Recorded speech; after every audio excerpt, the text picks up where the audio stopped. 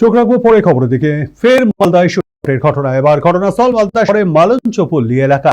স্থানীয় পুলিশ সূত্রে জানা গিয়েছে বৃহস্পতিবার রাত আনুমানিক 10টা নাগাদ মালঞ্চপল্লী এলাকার যুবক স্বাধীন সরকার সহ বেশ কয়েকজন মালঞ্চপল্লী এলাকায় গাড়ি মেরামতের গ্যারেজে কাঁচ ছেড়ে ফিরছিলেন। ঠিক সেই সময় মনদেব আগরওয়াল নামে এক যুবক স্কুটির ডিগি থেকে বন্দুক বার করে তাকে লক্ষ্য করে গুলি চালায়। কান ঘেঁষে পেরিয়ে যায় বুলেট। অল্পের জন্য প্রাণে বেঁচে যান তিনি।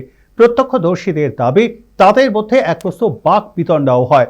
অভিযুক্তর বিরুদ্ধে ইংরেজবাজার থানায় লিখিত অভিযোগ দায়ের করেন স্বাধীন সরকার। ঘটনার তদন্তে নেমে ঘটনাস্থল থেকে একটি আগ্নেয়াস্ত্রের খোল উদ্ধার করেছে পুলিশ। পাশাপাশি আশপাশের সমস্ত সিসিটিভির ক্যামেরাও খতিয়ে দেখছে ইংরেজবাজার থানার পুলিশ।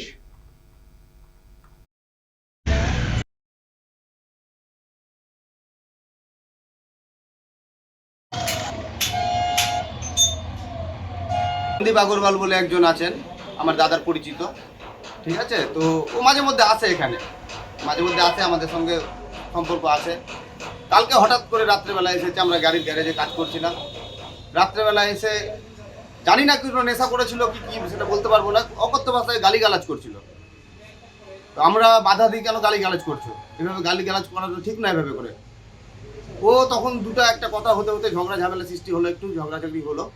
ঠিক আছে, ও বলছে তোকে মার্ডার করে দেবো, তোদের সবকে এখানে মার্ডার করে দেবো আমাদেরকে বলছে, বলে ও স্কুটি নিয়ে চলে গেল। তার কিছুক্ষণ পরে এসে এখানটা থেকে দাঁড়িয়ে স্কুটির ডিক্কি থেকে পিস্তল বের করে আমাদের দিকে কটা ফায়ার করে?